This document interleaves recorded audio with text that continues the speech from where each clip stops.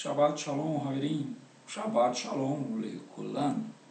Shabbat Shalom a todos. Shabbat Shalom a você, meu irmão.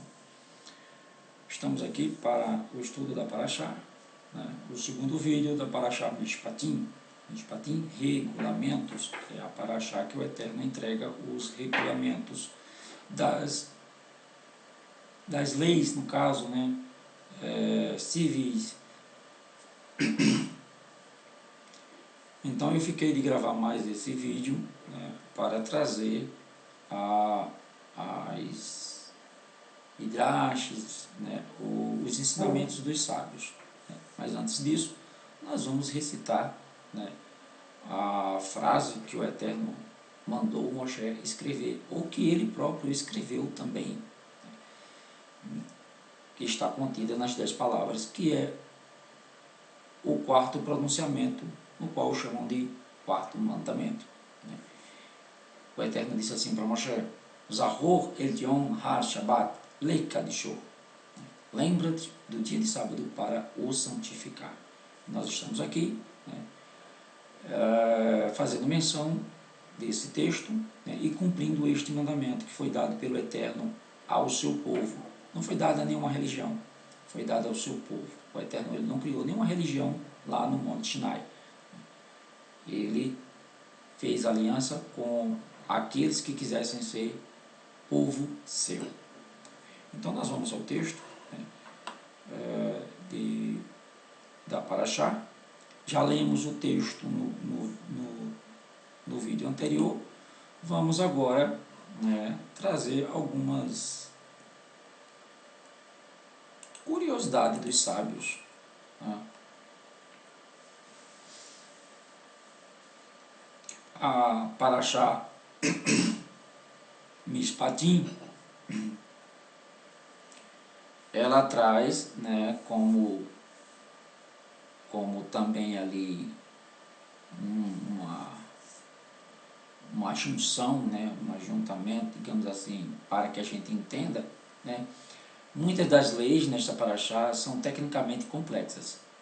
E então, estão além do alcance deste trabalho, certo? Assim, é o que os sábios dizem.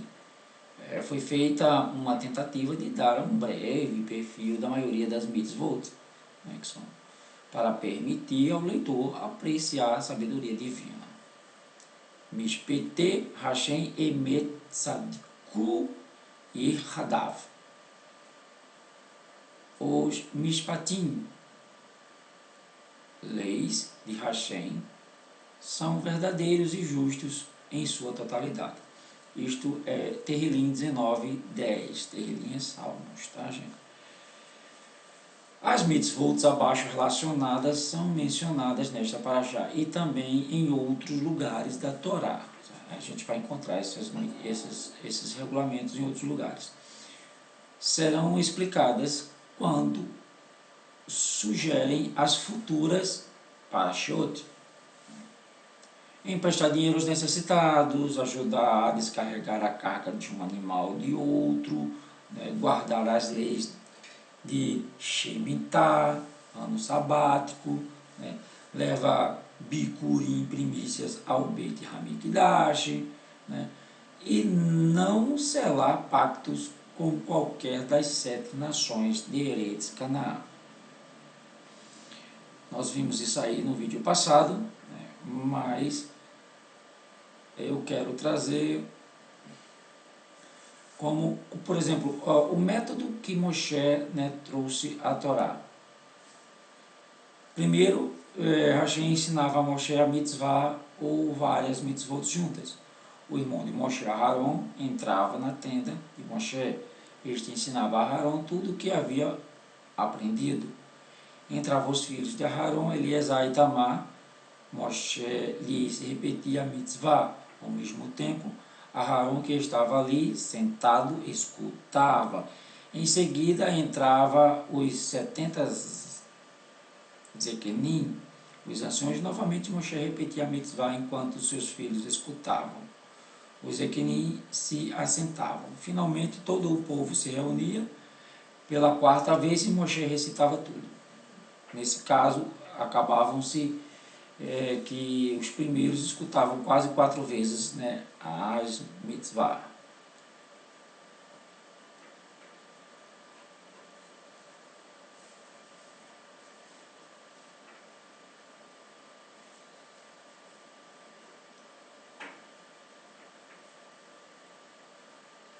Aqui ele vai tratar tudo isso nós vimos no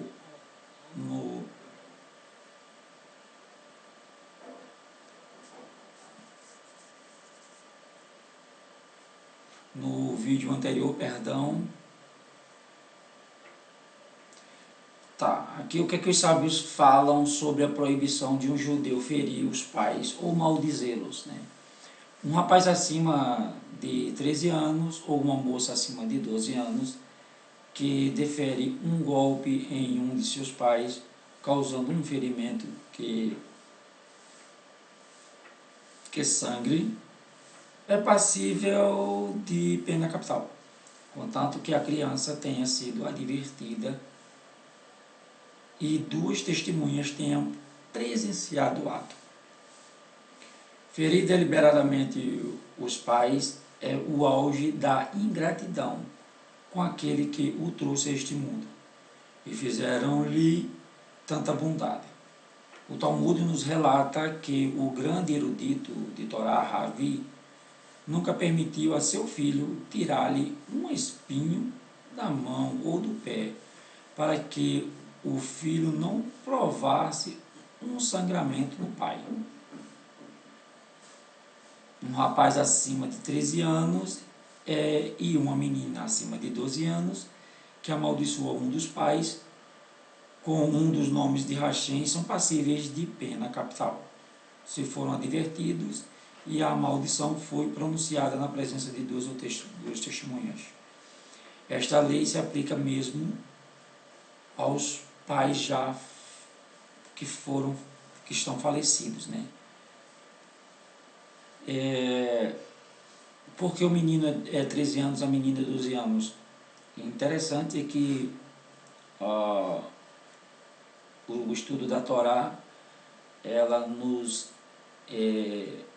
leva a crer que a menina ela consegue ficar madura mais rápido do que o menino, né?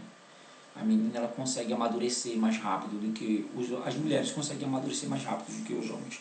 Por isso as meninas são com 12 anos e os meninos com 13. Né? Temos que admitir isso. A compensação por ferir uma pessoa, né? São 5 compensações, né? Nezek, causar ferimentos físicos, Tessá, causar dor, Ripui, causar despesas médicas, e Shevet, não é o carro, tá? Não é o carro Chevette, não. Shevet, causar abstenção do trabalho, ou Boshet, causar humilhação. Isso nós já falamos, né, no vídeo passado. Não vou repetir aqui, só estou trazendo as palavras, né, em hebraico. Vou só trazer o Boshet, né, que é a palavra maldita. Mesmo que o homem insulte outro verbalmente ou desfira um golpe que não causa dano real, mas apenas o humilha, o assunto é levado ao Beit Din. O juiz estima a compensação financeira que é devido à vítima pela vergonha sofrida. O atacado deve pagar a soma determinada pelo Beit Din. Embora o atacante compense a vítima pelos danos, Hashem não o perdoa a menos que se peça perdão à vítima. Esta não deve ser mesquinha e deve perdoar o atacante. E Yeshua, ele fala sobre isso, né, quando ele diz que quando a gente pronuncia uma palavra ou envergonha alguém em público, comete assassinato.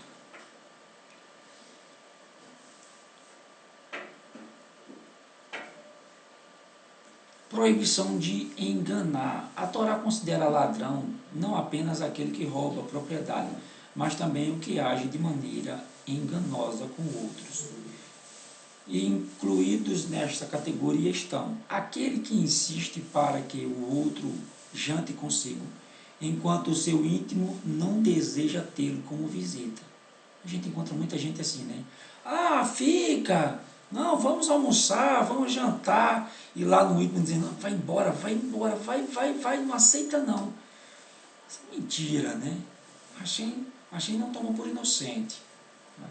Aquele que oferece presente a outro, sabendo de antemão que este não aceitará, ah, toma, né? Ó, eu tenho esse porco aqui, toma ele, leva para tua casa.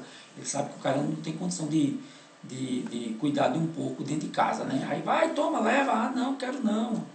Só para tirar a média, né? Ou se engrandecer ou humilhar. O vendedor que mistura artigos de qualidade com mercadoria inferior, enganando assim um comprador. Eu já cheguei em padarias, né, onde eu comprei pão, né, e veio pão velho de outro dia, junto. Aquelas padarias que a gente não escolhe o pão. Né? É isso aqui que ele está falando. Né? Isso é enganar, isso é mentir. Tá? Essa é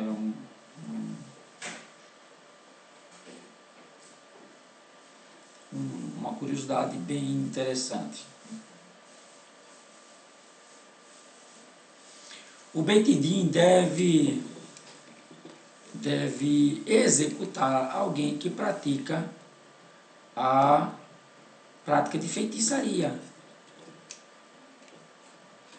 Feitiçaria em Eretz Israel. Apesar da Torá enunciar a advertência dizendo: não permita que uma bruxa viva. Homens e mulheres devem igualmente ser punidos. A razão por que a Torá especifica mulheres é porque bruxaria era mais comumente praticada por mulheres. Tá? E aí,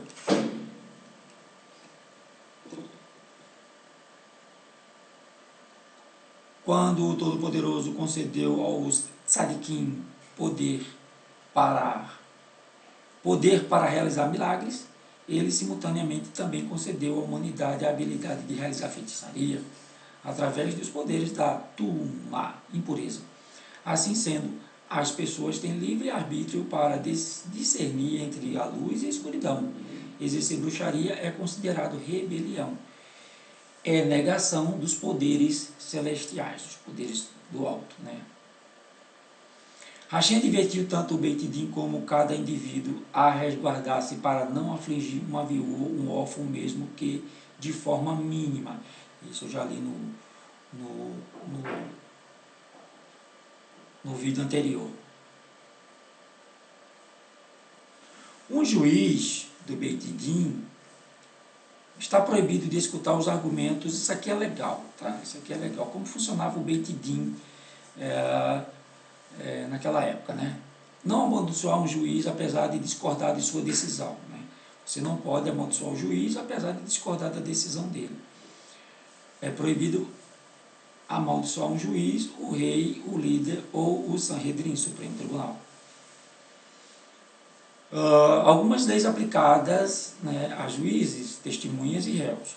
Um juiz está proibido de escutar os argumentos de um litigante se o outro estiver ausente. Ambos devem estar presentes ao mesmo tempo. Assim, se uma parte disser algo errado, a outra parte está ali para discordar ou contradizê-la. O Beit Din pode não aceitar o testemunho de um perverso, rachá. Os juízes não podem aceitar como testemunha um judeu que cometeu um pecado pelo qual poderia ser condenado à morte. Por exemplo, fazer trabalho melachá proibido no Shabat.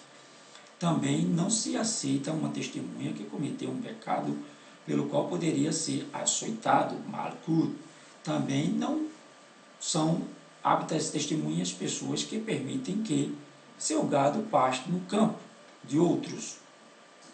A um apostador profissional e um apostador profissional, o veredito é pronunciado de acordo com o voto majoritário dos juízes.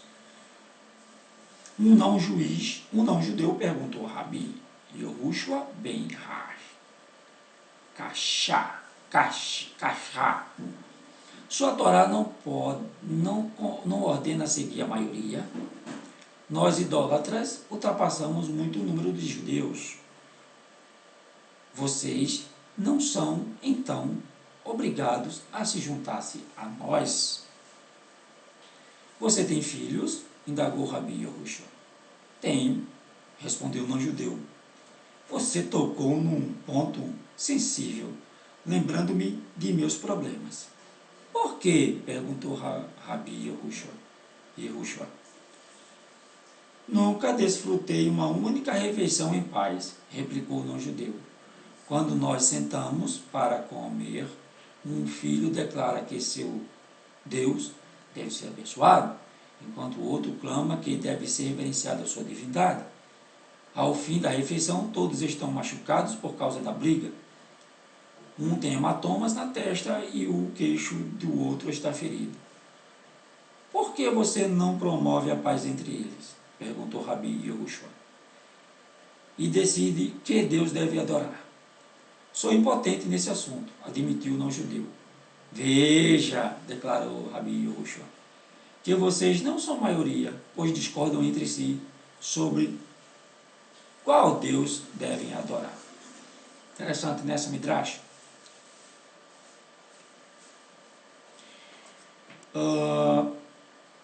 A advertência para não mentir.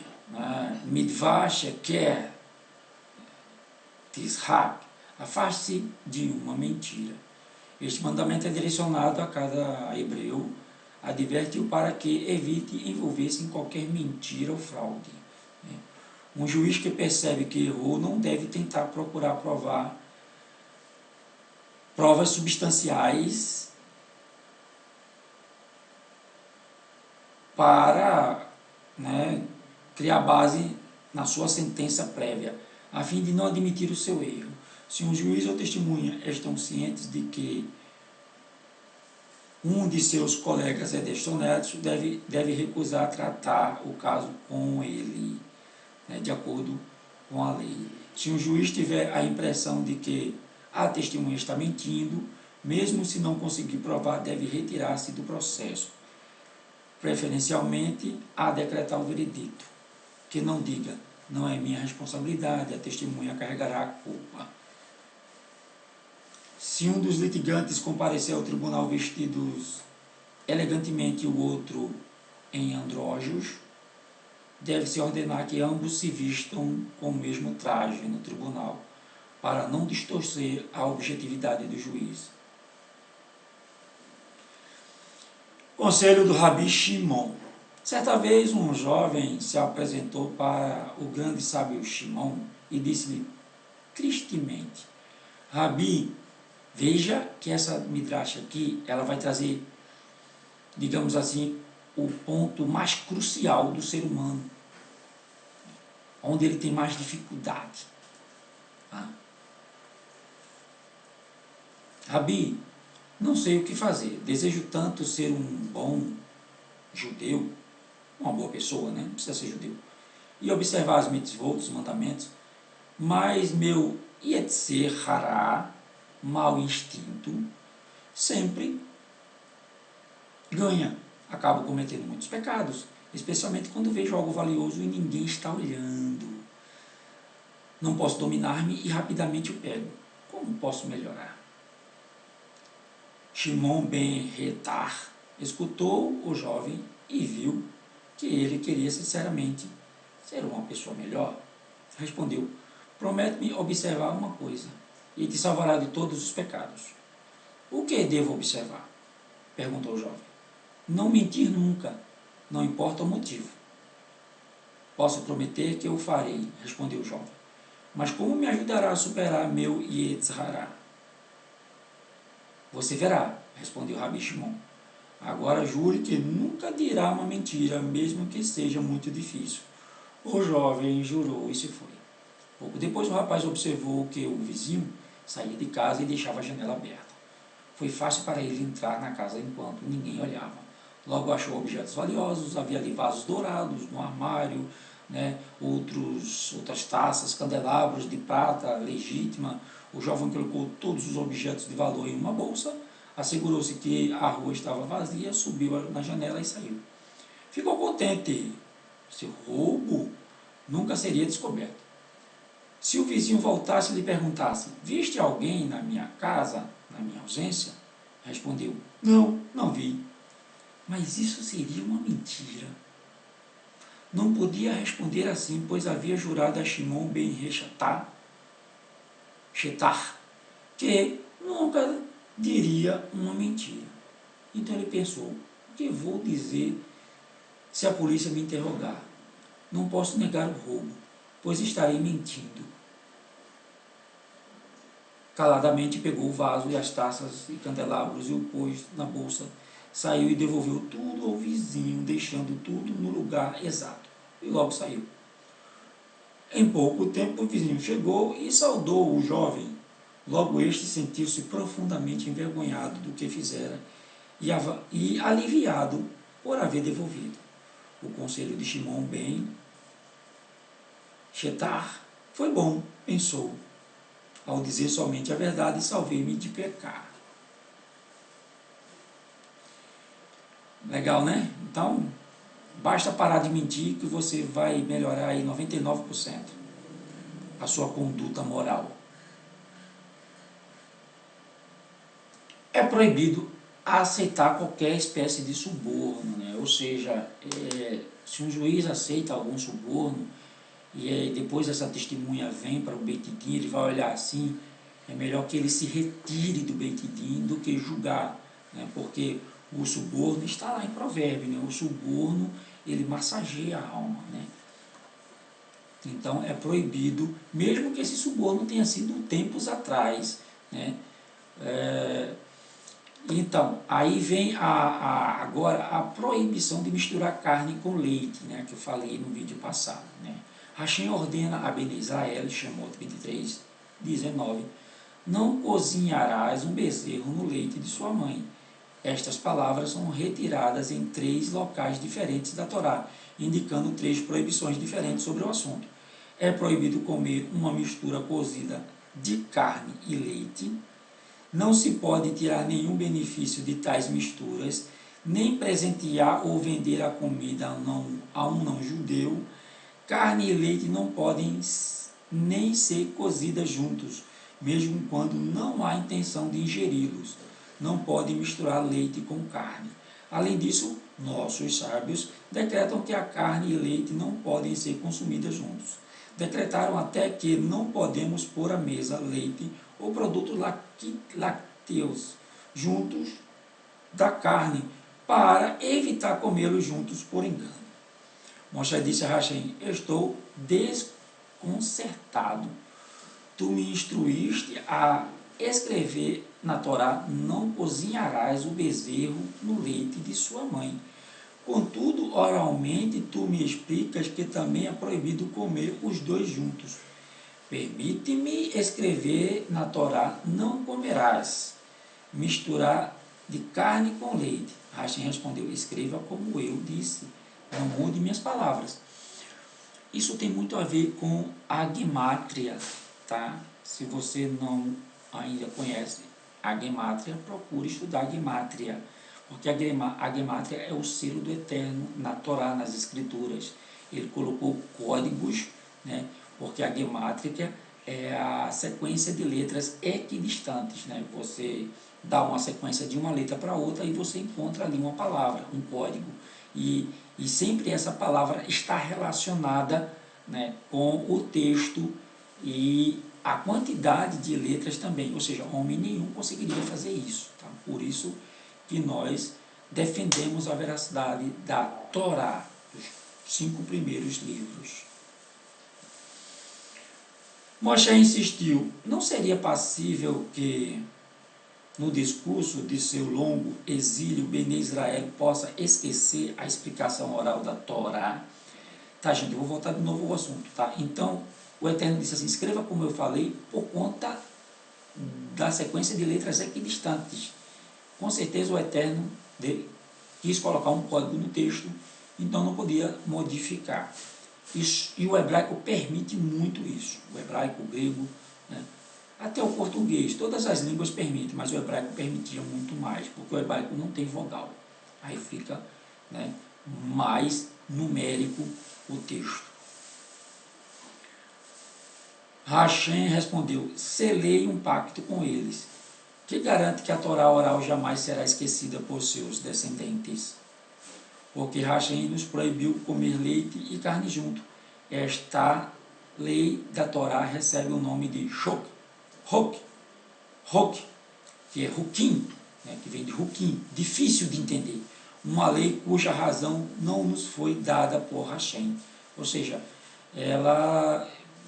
qual é a razão disso?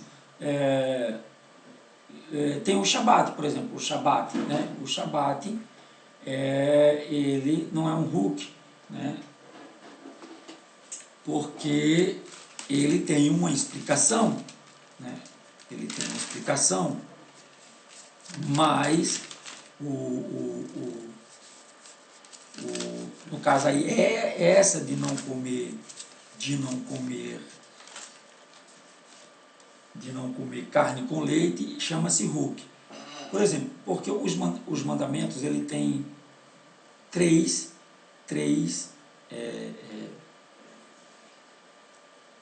estágios, né, ou comparações.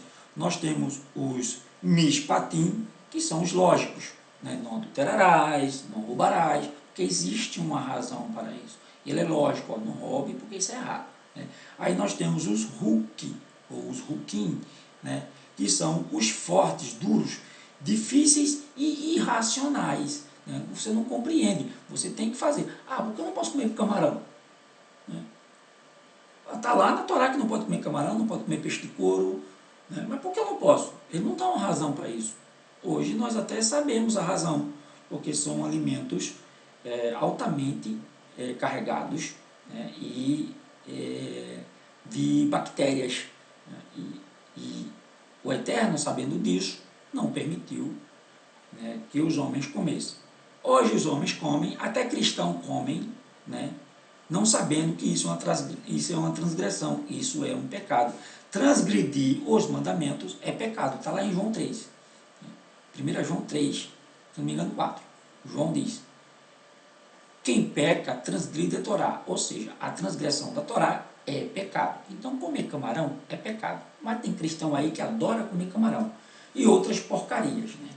Então está lá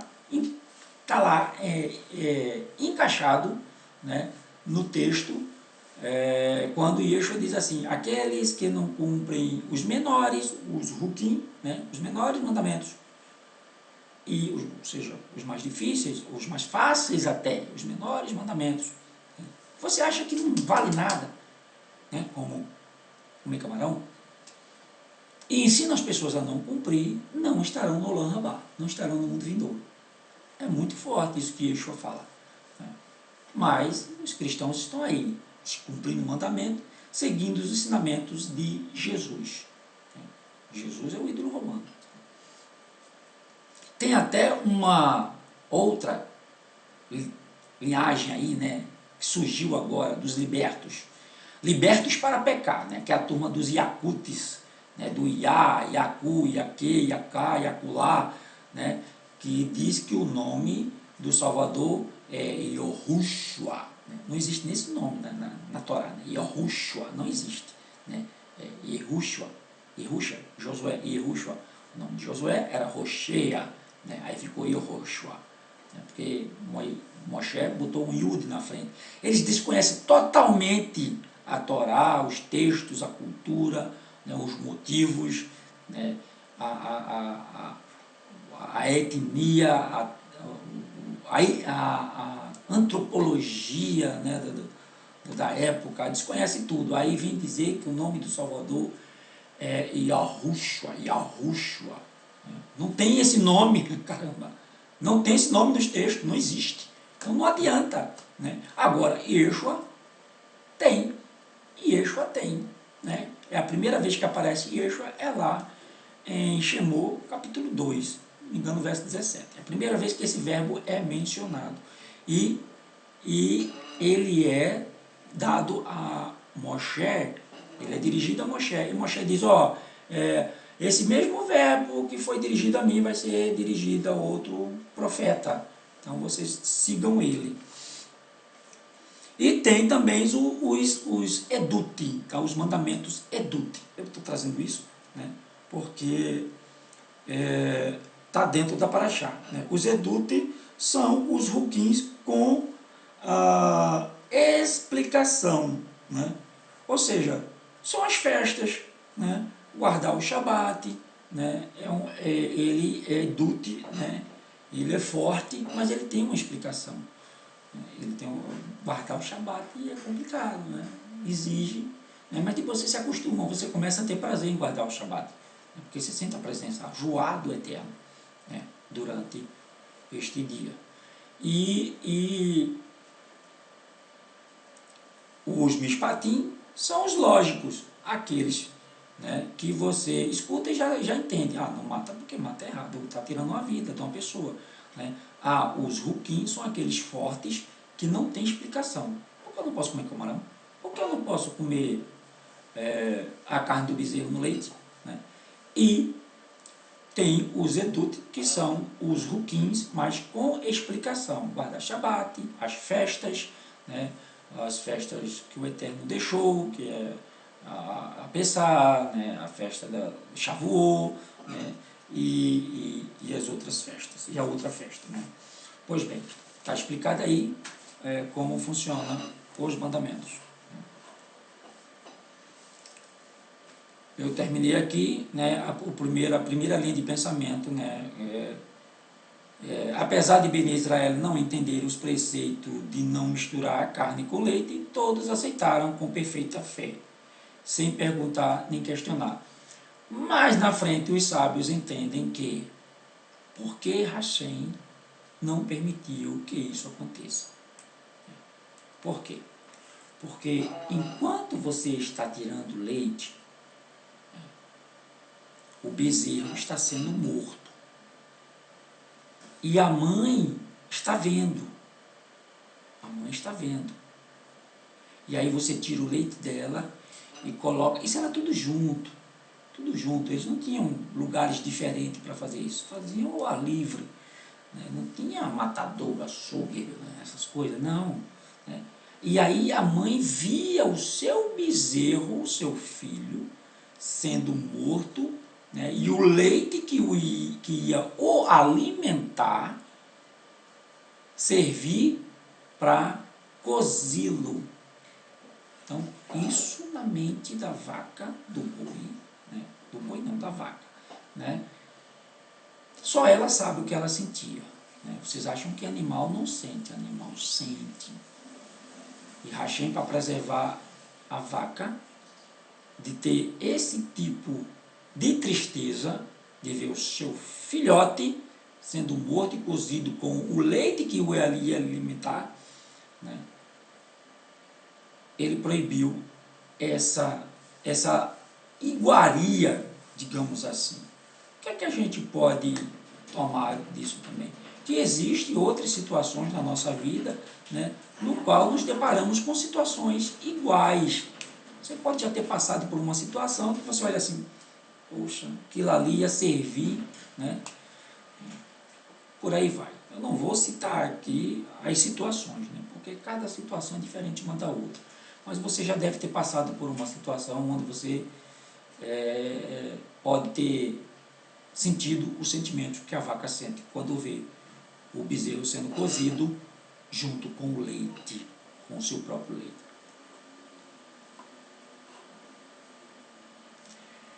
Hashem prediz a Moshe que um anjo os conduzirá. Aqui ele, né, nós já citamos lá.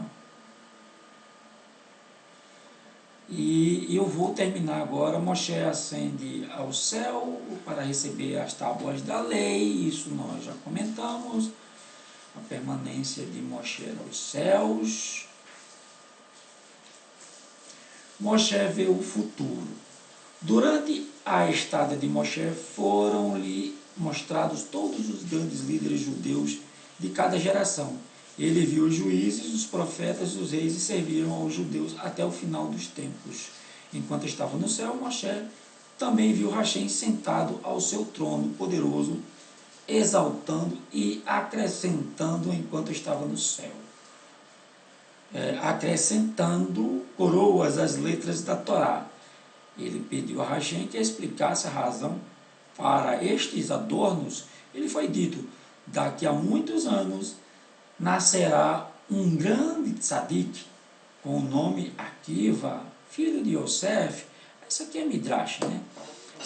E muitos segredos ocultos da Torá, ela saberá, né? E aqui ele vai falar do Rabi Akiva, que não é o caso agora. Vem a Midrash, né? Os julgamentos de Hashem são justos. Essa Midrash é interessante. Moshe perguntou a Hashem: juiz do mundo, por que de fato o tzadik sofre enquanto o pecador prospera? Sei que todos os seus atos são justos, mas nós mortais nem sempre os entendemos. Portanto, suplico-lhe que explique seu método de julgamento para que eu possa contá-los aos outros, convencendo-os de sua justiça e provando-o ao mundo. Hashem concordou e prometeu mostrar a Moshe uma cena que nenhum homem tivera o privilégio de testemunhar, para que pudesse entender e lembrar que o julgamento de Hashem não são sempre justos. Moshe viu então um homem se aproximando de um riacho que corria montanha abaixo. Ia montado a cavalo, mas assim que alcançou a margem, ele desmontou e ajoelhou-se para beber um pouco da água.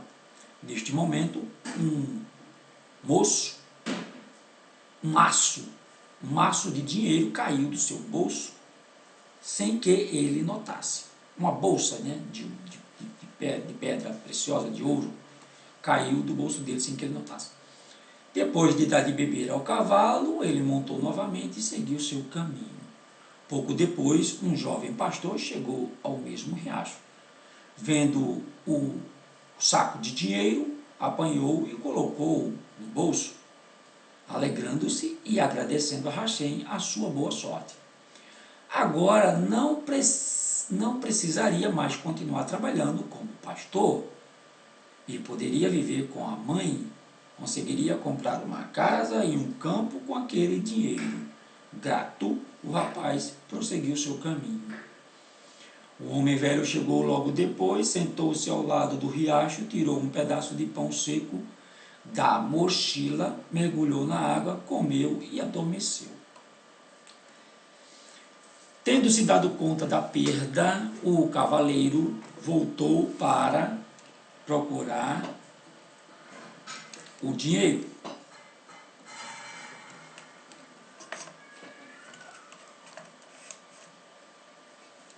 O velho, que nada sabia a respeito da bolsa, e tentou em vão explicar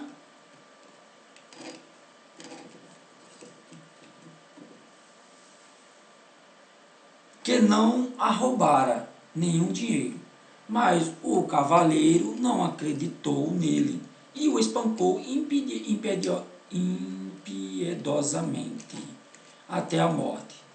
Em seguida, revisou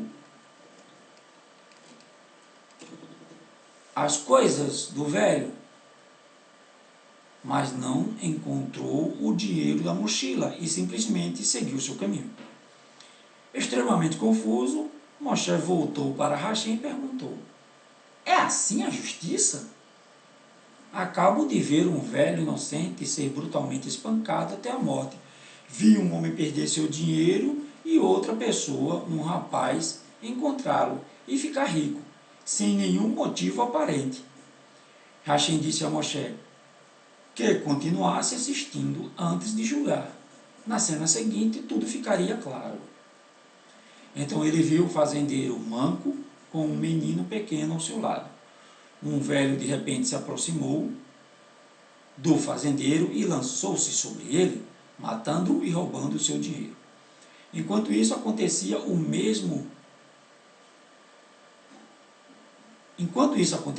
mesmo cavaleiro da cena anterior, por acaso, passava por ali. Hashem explicou: o velho que foi assassinado à margem do riacho, sem nenhuma razão aparente, era o mesmo homem que matou o fazendeiro de forma tão cruel e lhe roubou o dinheiro. Portanto, ele realmente merecia a morte. O cavaleiro que viu o velho cometendo o ato perverso e nada fez para impedi-lo, perdeu o dinheiro que não lhe pertencia, mas fora roubado do fazendeiro e depois perdido pelo assassino. Finalmente, o menino que achou o dinheiro era o filho do fazendeiro, cujo pai fora assassinado e roubado. Legal? Desta maneira, então, os juízos do Eterno acontecem, talvez você nem perceba, às vezes você nem viveu para ver o final da história, para entender a justiça do Eterno. Note que hoje nós vemos muitas pessoas matando outras pessoas, e essas pessoas são mortas por outras pessoas. Ou seja, a palavra do Eterno não muda. Ele disse lá, eu li no vídeo anterior, aquele que matar uma pessoa, também morrerá, por morte, morto por outra pessoa. Geralmente acontece isso. O que você planta, você colhe. É a semeadura do Eterno. É premissa, não muda. O que você planta, você colhe.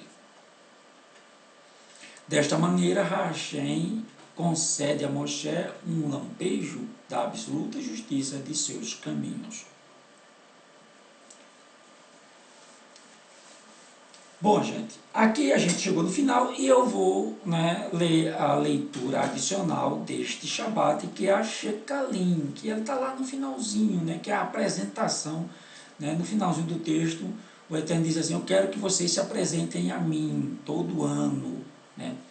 Quando o Mishkan, santuário, foi erguido, cada judeu foi incumbido de uma mitzvah positiva, contribuir com meio shekel por ano para adquirir as oferendas comunitárias levadas ao santuário. Isso foi determinado pelo Eterno, enquanto o Mishkan, o santuário, foi erguido. Cada indivíduo é obrigado a participar desta mitzvah, até mesmo um pobre que depende de caridade. Se alguém não possui a quantia de meio shekel, deve emprestar a outros, penhorar ou vender um de seus trajes, a fim de poder contribuir com meio shekel de prata exigido. Como está escrito: o rico não acrescentará e o pobre não diminuirá do meio shekel.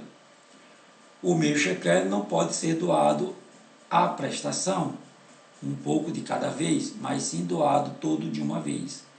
Todos os shekalim precisam estar no santuário em Rosh Hodesh, novo mês, Nissan, pois em Rosh Hodesh, Nissan, a verba para a aquisição de oferendas comunitárias era separada.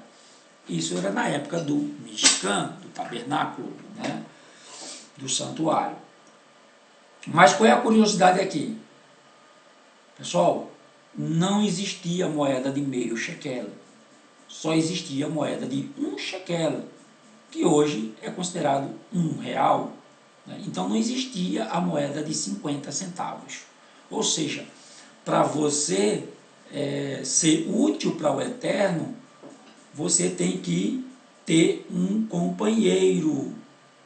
Mais ou menos assim, para você contribuir com o santuário, era preciso você ter um companheiro, porque a moeda era de 1 shekel, e aí você tinha que pagar meio shekel.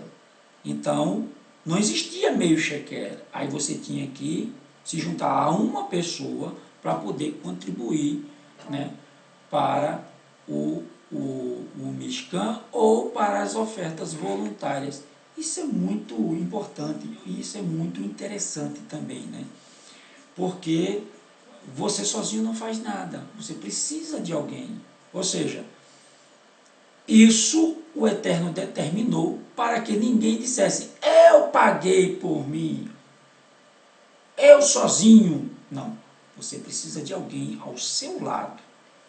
Se a pessoa não tinha nada, você se juntava com aquela pessoa. Ele diz aqui que a pessoa emprestava, mas eu acho muito difícil que a pessoa emprestasse meio shekel, 50 centavos.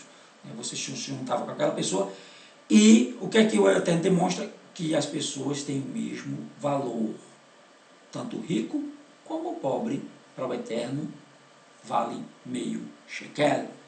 Agora nós vamos mostrar aqui, né, as moedas, né, que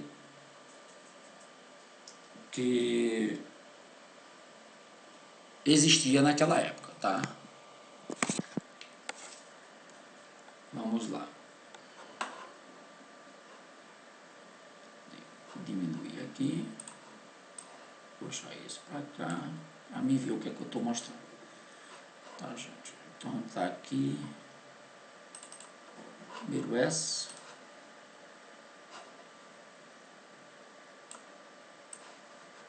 Tá aqui. Isso aqui é de Roma, tá? Isso aqui é a moeda pela qual eu puxei errado aqui, tá? É a moeda que foi usada para Yeshua ser vendido. Aqui está o meio shekel, não quero mostrar agora. Eu quero mostrar a moeda de 1 shekel. Tá aqui, pronto. Moeda de 1 shekel. Um lado da moeda tá aqui a palavra shekel, tá? Shekel, shekel. Palavra shekel aqui. Deixa eu ver se eu consigo. Aqui melhorou. Certo? Um lado da moeda e aqui o outro lado da moeda. Está aí a moeda de meio shekel. Ok? E aqui está a moeda, aliás, aquele lá é a moeda de 1 shekel, e aqui está a moeda de meio shekel. Ou seja, esse Israel que a gente tem aí, sionista, um Estado criado para simplesmente satisfazer os desejos dos senhores do mundo, porque ali ao redor tem muito petróleo, né? E isso também é uma profecia, porque o que é que diz a profecia? Que os filhos de Esav seriam escravos dos filhos de Jacó, né? Mas só que eles estão usando a terra de Jacó, né, para julgar os filhos de Esav. Criaram esse Estado judeu, né, um Estado judeu que aprova aborto, que aprova marcha gay, que patrocina marcha gay, né, que confisca terras, né, de outras religiões, que mais? E tantas outras, né, arbitrariedades e transgressões aos mandamentos do Eterno. Esse Israel que está aí pratica, e está aqui, eles criaram a moeda de meio shekel. Meio shekel, shekel, shekel, shekel, shekel. Tá vendo? Meio shekel, tá aqui. Eles não podiam fazer isso, mas fizeram em uma total transgressão aos mandamentos do Eterno. Está aqui a shekel de novo, né?